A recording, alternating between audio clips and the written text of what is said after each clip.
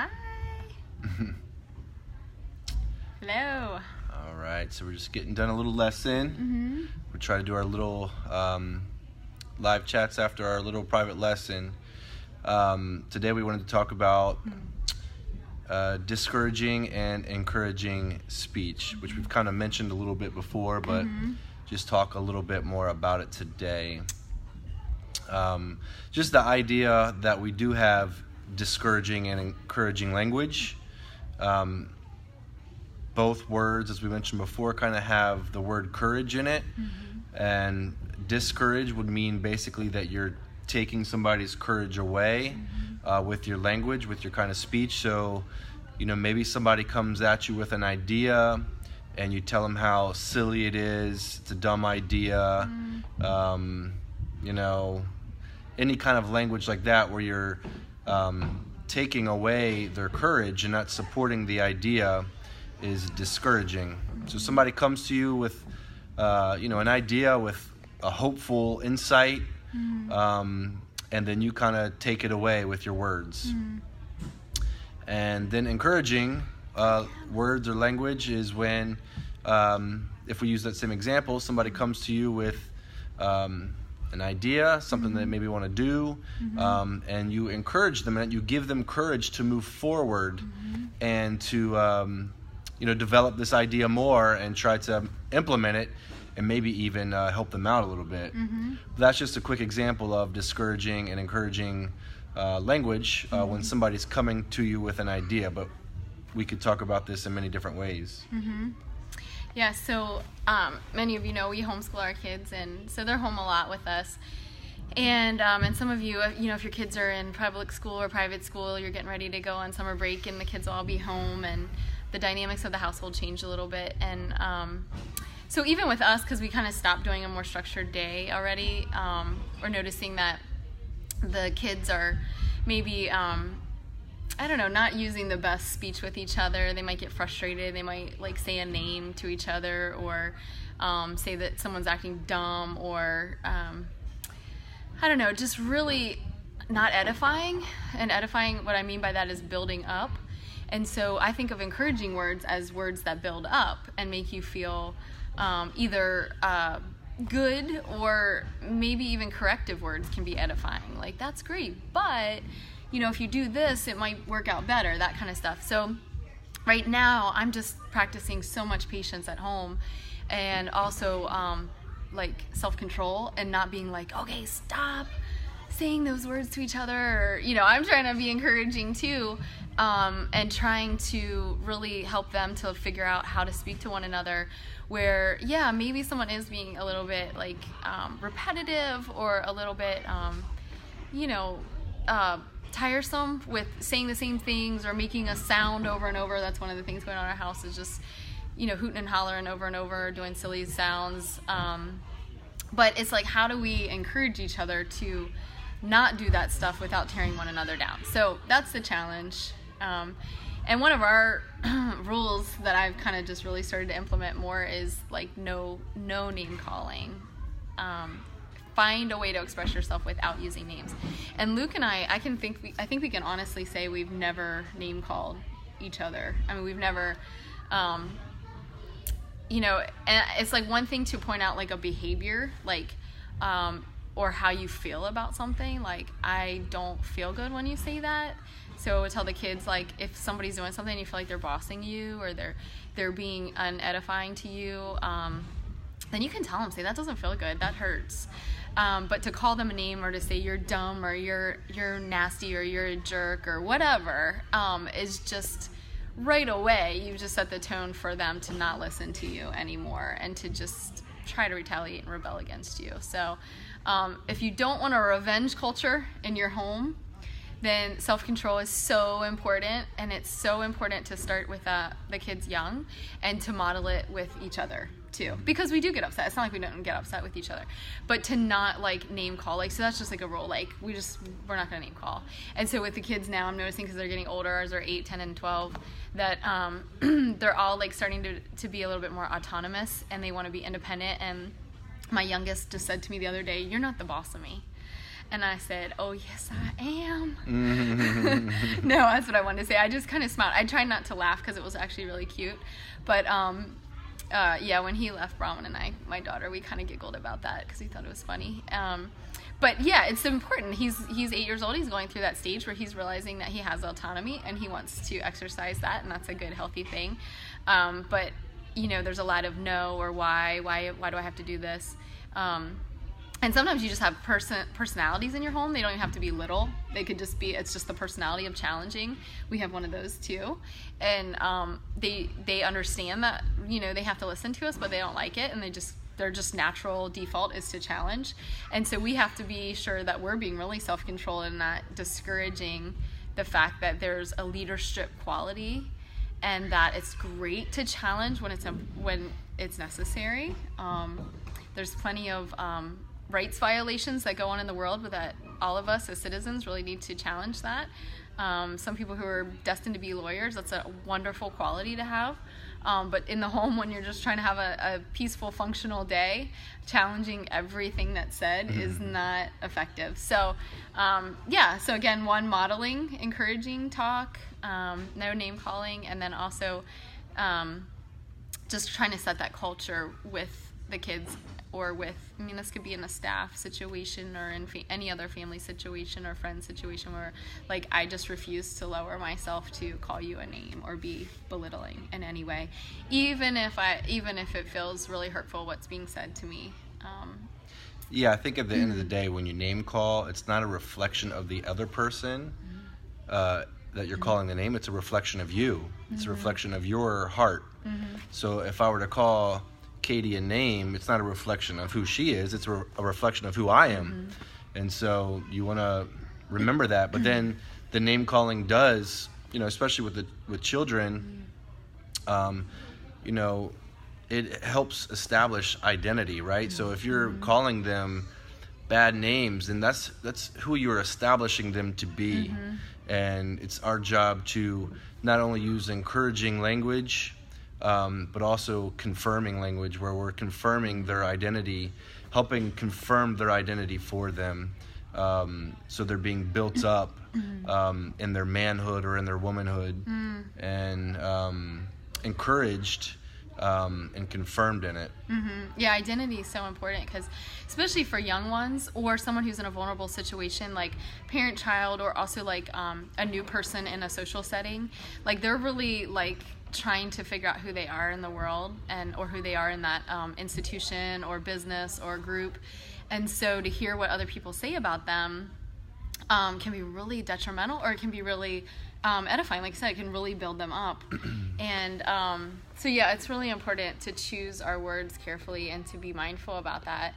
And we all have feelings, and I heard this a long time ago. It stuck with me that hurt people hurt people.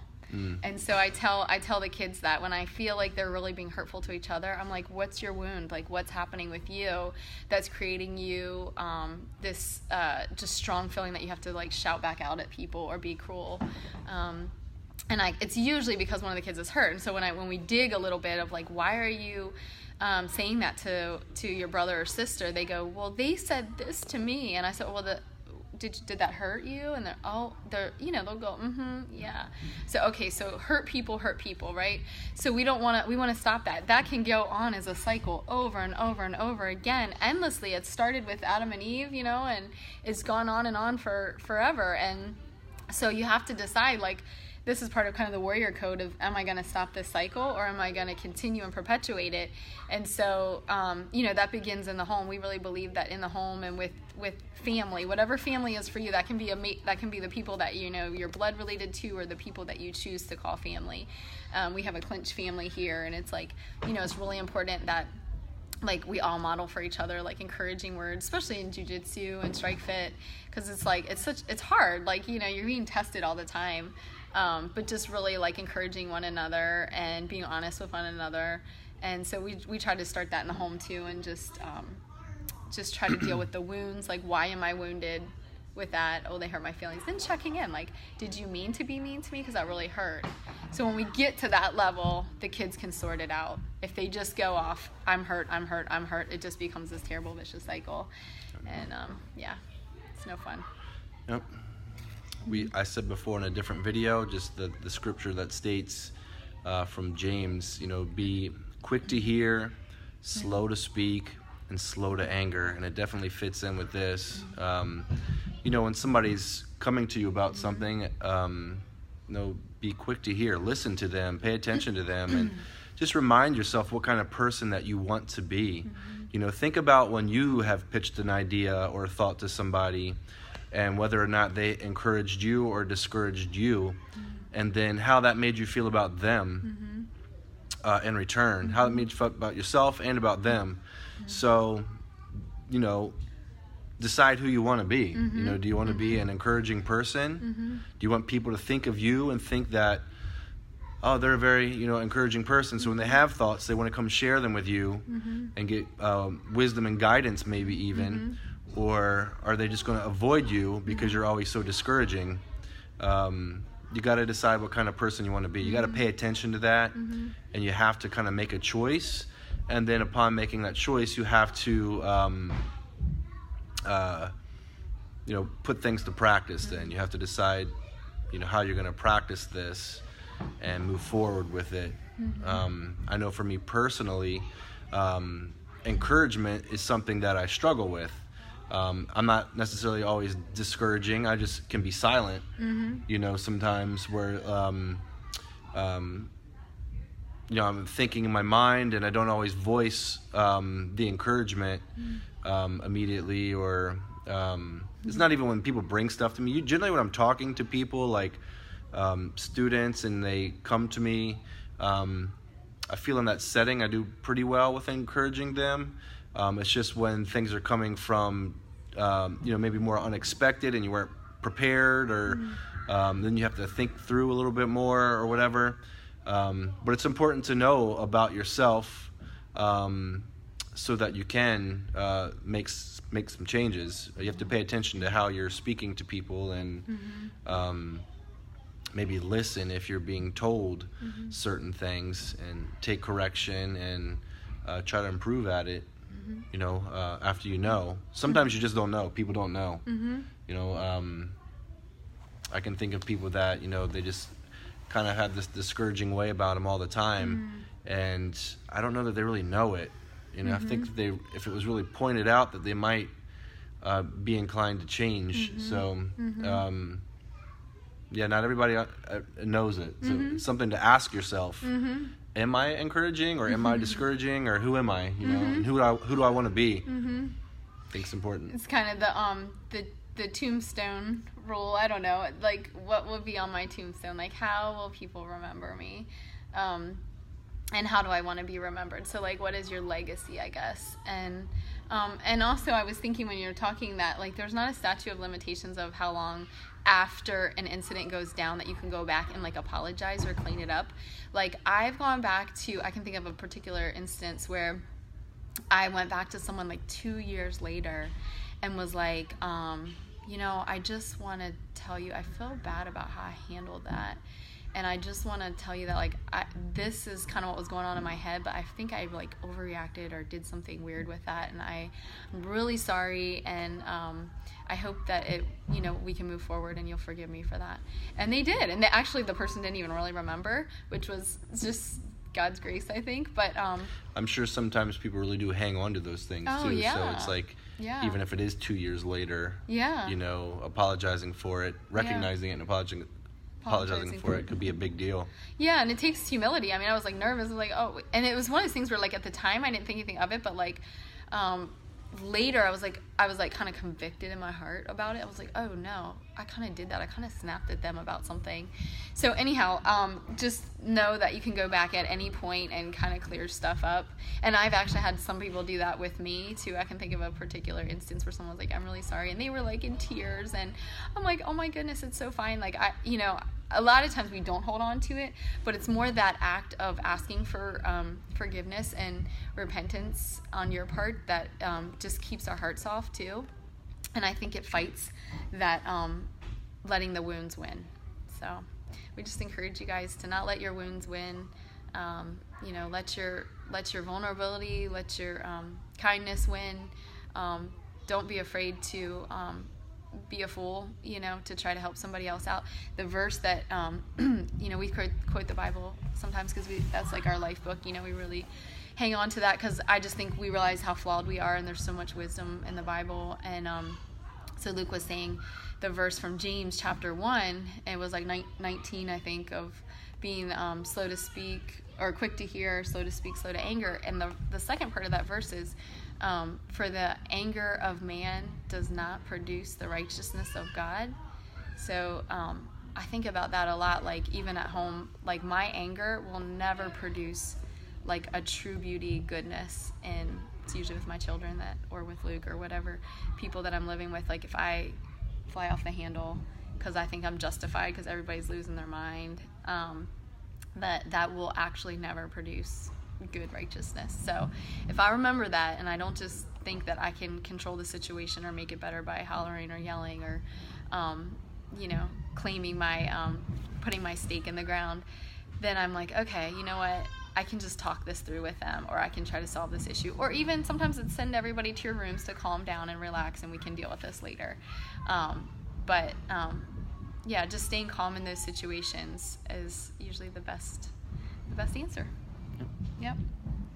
We're trying not to be too long today. Yeah. So we, at Clinch Academy, language is a very important rule here. We try to keep clean language, positive language. Mm-hmm. And we have, around 250 students, and you can come in here pretty much at any time and discover clean, encouraging training environment from a vocal standpoint, among many other standpoints. But the language and the attitude here is really, really encouraging. So we invite you, if you're interested, to come be a part of this community. It's what it is. It's a family. It's a community. Yep. There's some of our family members on there now. Betty, Ian, Judy. Hi.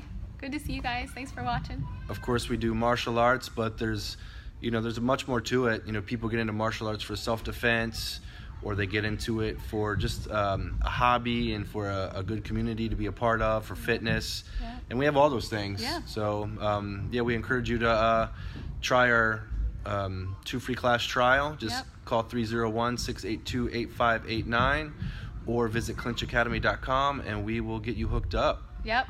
Sounds good. We'll be back next Wednesday. All right, you guys. Have a good night. See ya.